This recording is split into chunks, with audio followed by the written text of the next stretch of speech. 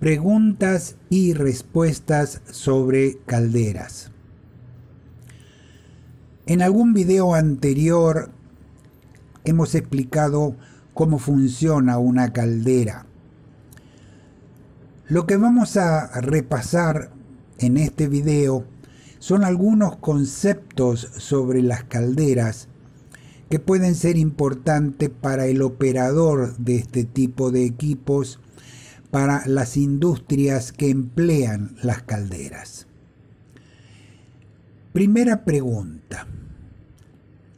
¿Una caldera es un equipo para calentar agua o para generar vapor? Vamos a pensarlo un momento.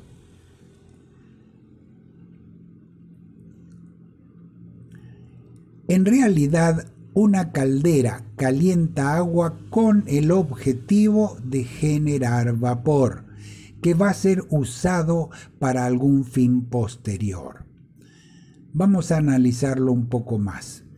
Aquí tenemos una tetera, donde calentamos agua para una bebida caliente, por ejemplo. Si lo analizamos en laboratorio, al calentar un recipiente con agua se genera vapor. Obviamente, cuando se agota el agua, el equipo ya no va a producir vapor. Por eso, en el desarrollo del concepto de la caldera, se le agrega una inserción de agua constante, de modo que se sigue produciendo vapor todo el tiempo. Y este es el principio en el cual se generaron las calderas. Pregunta número 2. Aquí vamos a comenzar a referirnos a un problema típico que ocurre en el interior de los tubos de calderas y que es la incrustación. Y la pregunta que nos hacemos es, ¿la incrustación se produce cuando, por un lado, no se está purgando bien la caldera, o bien el agua trae sustancias que se vuelven a medida que aumenta la temperatura? ¿Qué opinan ustedes?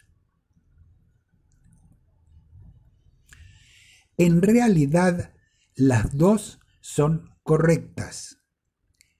No se está purgando bien la caldera y por el otro lado el agua puede traer sustancias disueltas que al aumentar la temperatura se vuelven insolubles. Vamos a verlo. Tenemos una caldera donde está entrando agua en forma constante, se genera vapor y se va produciendo un sedimento de partículas en el fondo de la caldera. Por ello, se ha diseñado la purga, que puede ser continua o puede ser discontinua.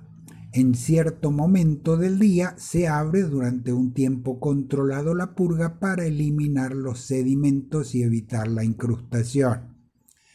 Por otro lado, hay una sustancia comúnmente disuelta en muchas aguas que son los bicarbonatos solubles, pero al ser expuestos al calor se transforman en carbonatos insolubles y se convierten en un componente más de la incrustación.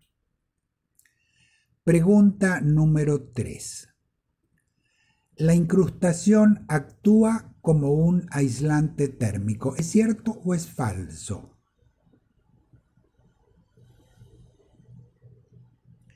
Esto es cierto. Vamos a verlo. En la caldera se está quemando un combustible y los gases calientes calientan a su vez la pared del tubo. Y ese calor es transmitido al agua para que genere vapor.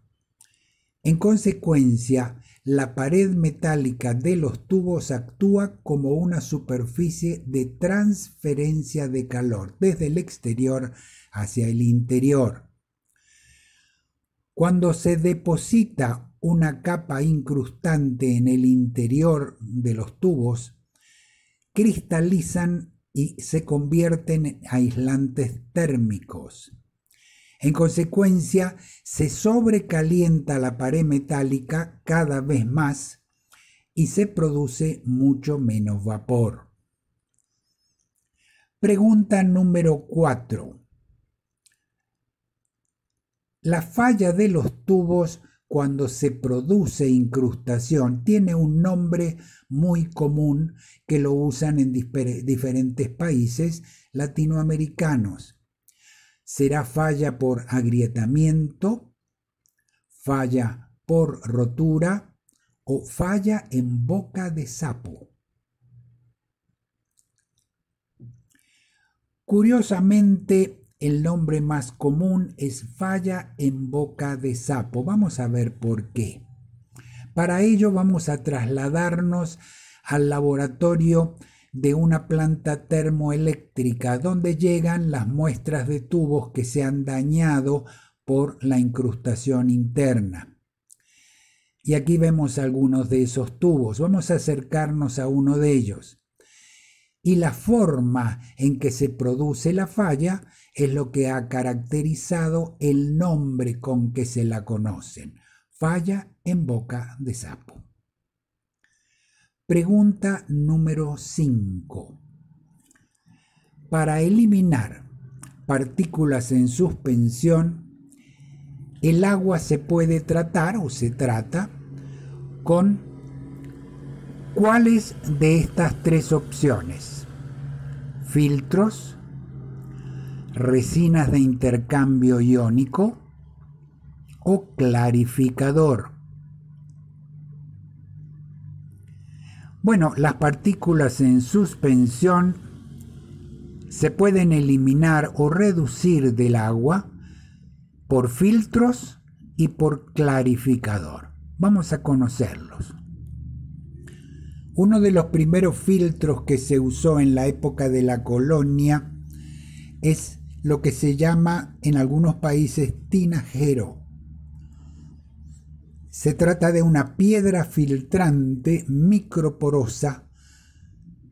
Se la talla en forma de un cuenco, hueco en el centro, y se llena ese hueco con agua.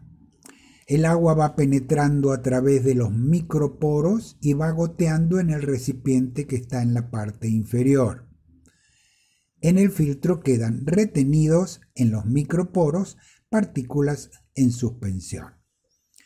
Esto se ha llevado a los grandes filtros industriales que pueden ser abiertos a la atmósfera o a presión como los que ilustramos aquí. ¿Y qué es un clarificador?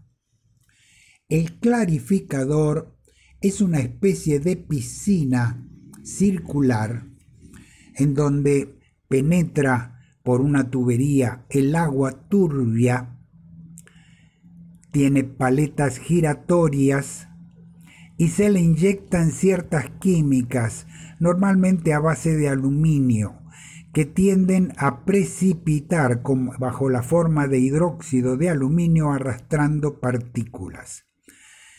Las partículas se concentran en esa parte del lado izquierdo que llamamos concentrador y son periódicamente descargadas.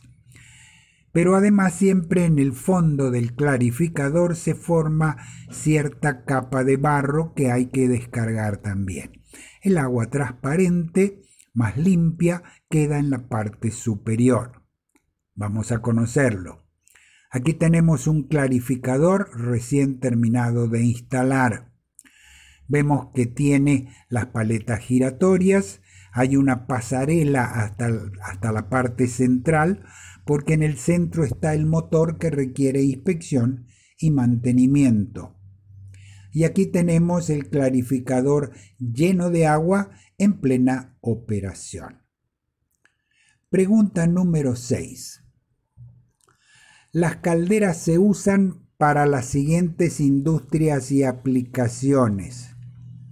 Una lista de 10 posibilidades: petróleo, tintorerías, alimentos, industria petroquímica, industria cervecera, aserraderos que trabajan con madera, buques, calefacción, textilerías o producción de papel. Y la respuesta no debe sorprendernos. Todas esas industrias dependen de las calderas para su operación, incluyendo los buques. Y vamos a la pregunta final, pregunta número 7. Las resinas aniónicas se emplean para reducir la dureza del agua. ¿Esto es cierto o es falso? ¿Qué opinan ustedes?